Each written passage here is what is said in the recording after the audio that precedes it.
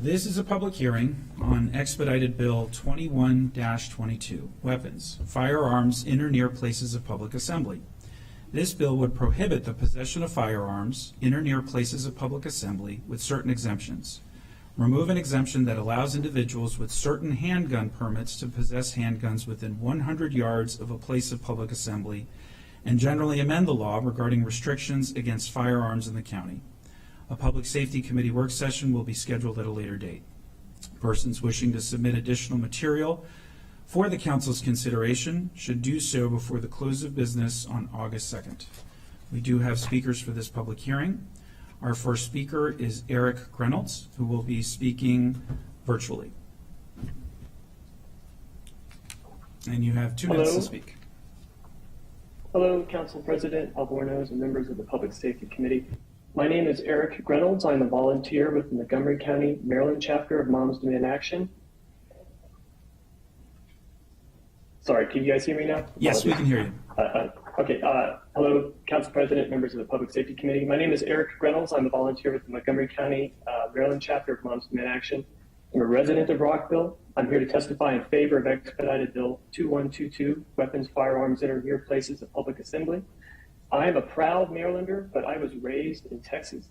Texas is a beautiful state filled with wonderful people. Texas also has lax gun laws, which have become even weaker due to legislation making it easier for civilians to carry concealed firearms in public. I spent a fair amount of time in Texas, and I've experienced what it is like to be in a state where so many civilians are armed. Where concealed carry of firearms is widely available, what normally would be an altercation becomes a shootout. Business owners are forced to post large, bracing signs to keep armed individuals from entering their offices, shops, and stores. And many people are left on edge when they attend public gatherings because they do not know which stranger in their midst may be armed. Such anxiety is warranted. Research shows that weak carry laws are associated with increased violent crime. States that have zero or no discretion in issuing concealed carry permits experience homicide rates that were 11% higher than states that exercise broad discretion in issuing permits.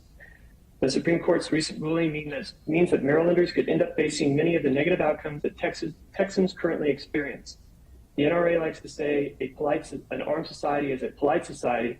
I am here to tell you that an armed society is a fearful society. An armed society is a more violent society, and an armed society is not the community that we want to build in Montgomery County, Maryland. Thank you for listening to my testimony. Thank you for your testimony, Mr. Reynolds. Next, we will hear from Mindy Landau, who is here in person.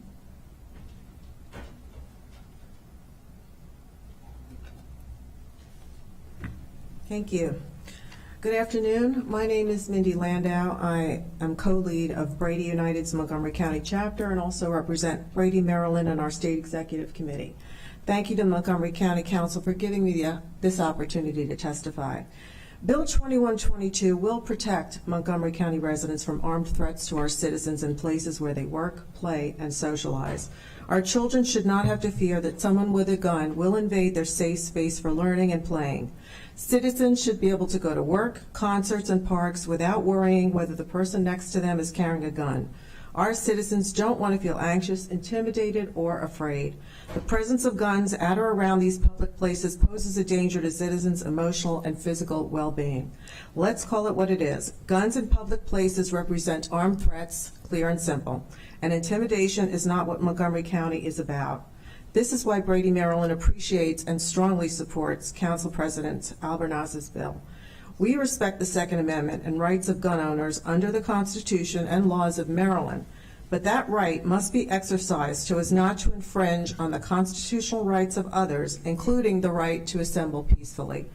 Gun laws are designed to do more than protect physical safety alone. They can and do help preserve public order and the freedom of others to peaceably gather, work, and worship without fear and intimidation.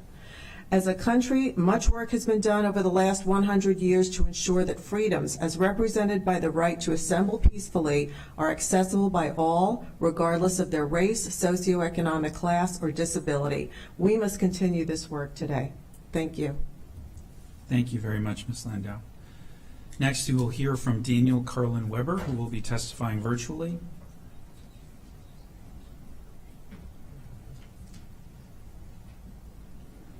Good afternoon, members of the committee. Thank you, President. Thank you for hearing my testimony. My name is Daniel Carlin Weber. I am speaking on behalf of Maryland Shall Issue in opposition to Bill 2122. You have our written testimony before you. We lay out very clearly that the county has no choice here. They must simply abide by the Supreme Court's ruling from New York State Rifle and Pistol Association v. Bruin. In that ruling, the court finds that there is a Second and 14th Amendment to carry a firearm generally in public for the purpose of self-defense. And this is something that does belong to all Americans, all citizens, all Marylanders, and indeed residents of Montgomery County. When we're talking about permit holders, especially in Maryland, we're talking about some of the most vetted people that exist within our society. These are people who have passed substantial and extensive background checks. Their criminal histories have been looked through. Their mental health histories have been looked through. They've submitted fingerprints. They've spent money to the state, and they've been issued a permit that is very rare as far as permits go around this country. The idea that the county council wants to criminalize all these people that may simply go to a place where the public may assemble or a place within 100 yards of it is beyond absurd. There's simply no way to physically enforce such a thing, which means that enforcement will be arbitrary and capricious. And this is not a situation that we believe that the county wants. I urge you to look to our written testimony. This really does speak on the issues of what are deemed sensitive places. The county council may not just wave a magic wand and wish that all these are sensitive places off limits to the general public to be able to defend themselves with a firearm.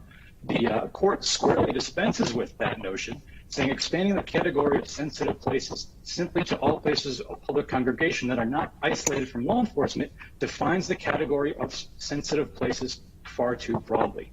The county invites expensive litigation at the taxpayer's expense. For those reasons, we urge the county not to move forward with the passage of Bill 2122. Thank you very much.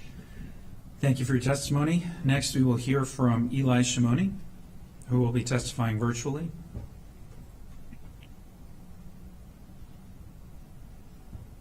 Thank you, Mr. President and council members, for letting me testify in front of you. My name is Eli Shimoni. I reside in Montgomery County. I'm a business owner, also in Montgomery County, and I work here. I'm also an observant Jew. And I'm testifying today in opposition for Bill 2122. I'm also running the security for our synagogue, Magen David Synagogue in Rockville, Maryland. About 6 years ago, we decided to take matters into our own hands since we've seen the response from Montgomery County Police is not sufficient enough for us, since we are, as Jews, the most threatened minority in the United States, and incidents are so many here. So we decided to go and get concealed carry permits and firearms. We are trained. I'm an ex-special forces in the IDF and have a lot of training. I went through the whole process. I'm a law-abiding citizen, and I've been like this for the past 30 years that I've been here.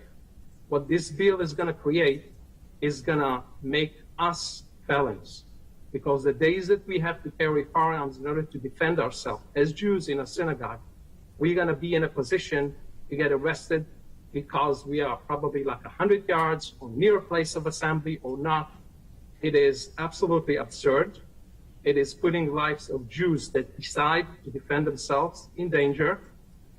Counting on the police is a good thing, and I have the utmost respect for law enforcement. My son is a Secret Service agent. I know law enforcement.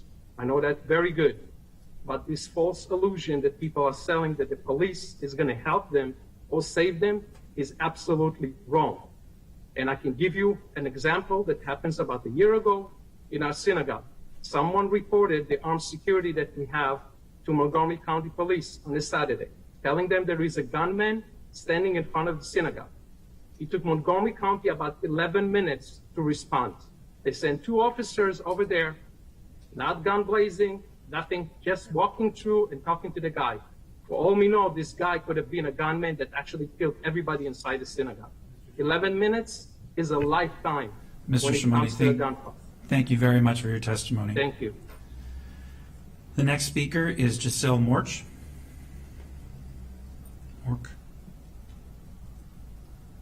Greetings. Mr. President, and to the Public Safety Committee. My name is I'm a Everytown senior. Don't know what happened. Can you still hear me? We can hear you. I think they shut your camera off, Ms. Mork, because you're coming in and out, and sometimes when you turn the camera off, you can hear more clearly. So please proceed. Oh, no worries. Okay, thank you. So I am an Everytown Senior Survivor Fellow, as well as with Moms Demand Action, and these are both volunteer roles. I live in Silver Spring, Maryland, and I'm here today to testify in support of Expedited Bill 2122, the weapons, firearms in or near places of public assembly. My only son, Jean-Christian Pimache Webster, also known as J.C. Webster, was injured twice in his life. The first incident happened while he was exiting a 7-Eleven store in Tacoma Park. He survived as a bullet entered and exited one of his legs. Neither the person nor the gun had been found. The second incident was exactly 5 years ago, this past July 19th. The incident occurred in our Silver Spring residence, where the gunman who came from Virginia had been locked up in a Prince George's County, Maryland jail on firearms charges.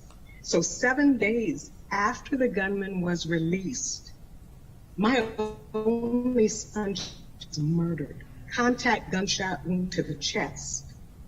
A growing body of research shows that when it is easier for people to carry guns in public, violent crimes will go up. So please, I vote favorably on Expedited Bill 2122. Thank you for your time. Thank you very much for your testimony, Ms. Mork. Next, we will hear from Galen Mohammed, who will be testifying virtually. Good afternoon.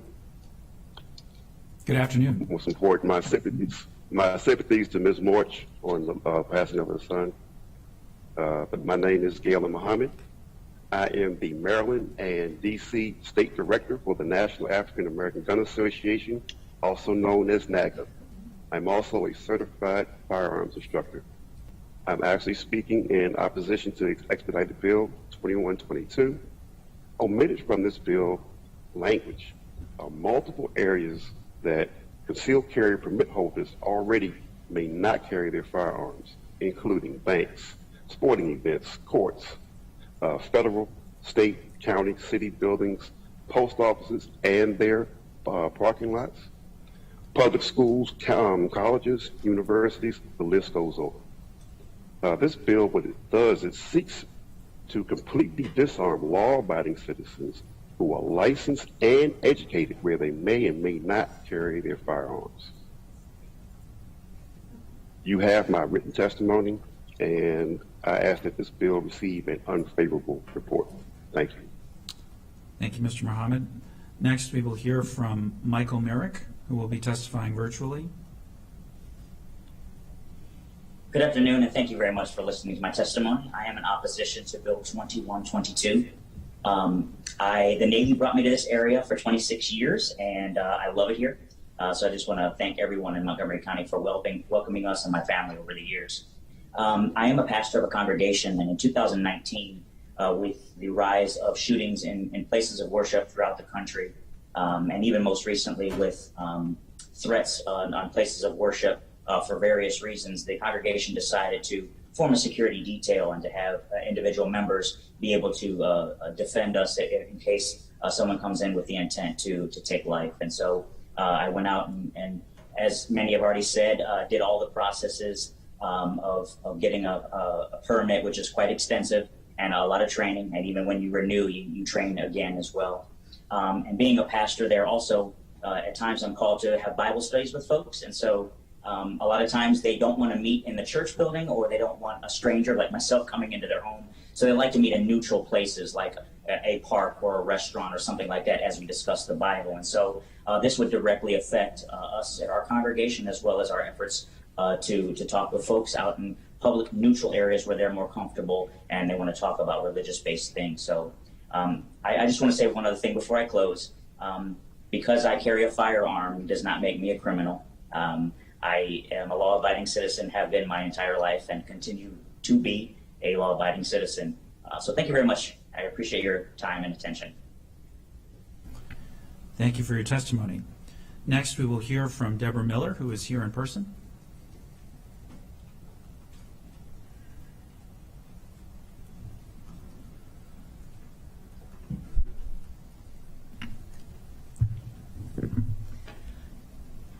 Good afternoon. Nice to see all of you. I'm Deborah Miller, the Director of Maryland Government and Community Relations for the JCRC of Greater Washington. As many of you know, the JCRC represents over 100 social service agencies, synagogues, and Jewish schools throughout the region. We work to build strong relationships and coalitions with other communities in pursuit of justice, tolerance, and equity for all in the county. I'm here today in support of Expedited Bill 2122, which aims to reduce the dramatic rise in gun violence. At the JCRC, one of our highest priorities is the safety and security of all faith-based institutions, particularly Jewish houses of worship, given the unprecedented increase in anti-Semitism, up 34% across the nation and 17% here in Maryland.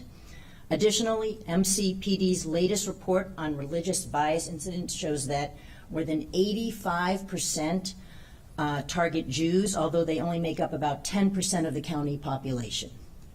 The importance of this legislation at this time cannot be underestimated. The JCRC is deeply disappointed by the Supreme Court's ruling striking down New York's concealed weapon permit law. We believe it will pose increased risk to public safety. Houses of worship should be left to establish their own security plans. In fact, every synagogue has a detailed security plan with law enforcement professionals. We do not want individuals who walk in off the street with a weapon acting on their own. It could lead to chaos and a potentially deadly situation. While the Supreme Court took a step backward to curb violence, we are grateful that in Montgomery County, our leaders, all of you, are taking a step forward to counter this dangerous trend. Fewer guns near or inside our places of assembly will create a safer environment for all. We thank the lead sponsor, Council President Gabe Albernaz, as well as the entire council for its co-sponsorship. Thank you very much. Thank you for your testimony. And finally, we'll hear from Gary Simon, who is also here in person.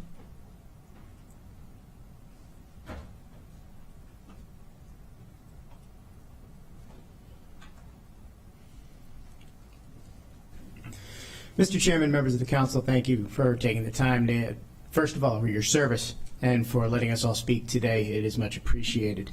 My name is Gary Simon. I'm a lifelong resident of Montgomery County. I am, in fact, a Maryland wear and carry permit holder. I am a qualified Maryland handgun instructor as well as a United States Concealed Carry Association instructor.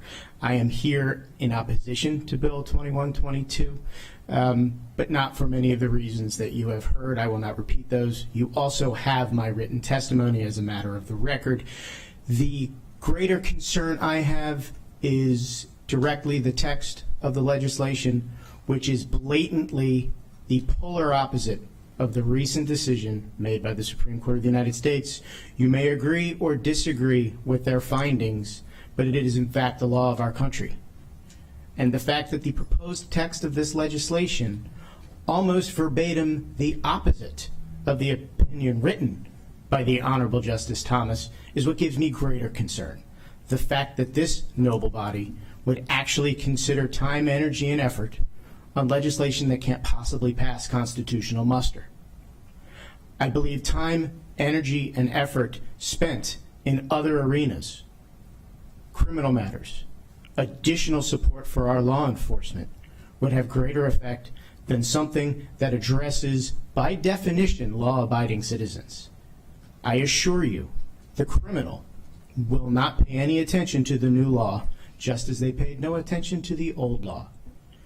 And in direct response, while I am carrying a firearm in public, I assure you I am no danger to you. In fact, I hope to never touch that firearm. But to call me a danger and threat to society is something that I resent.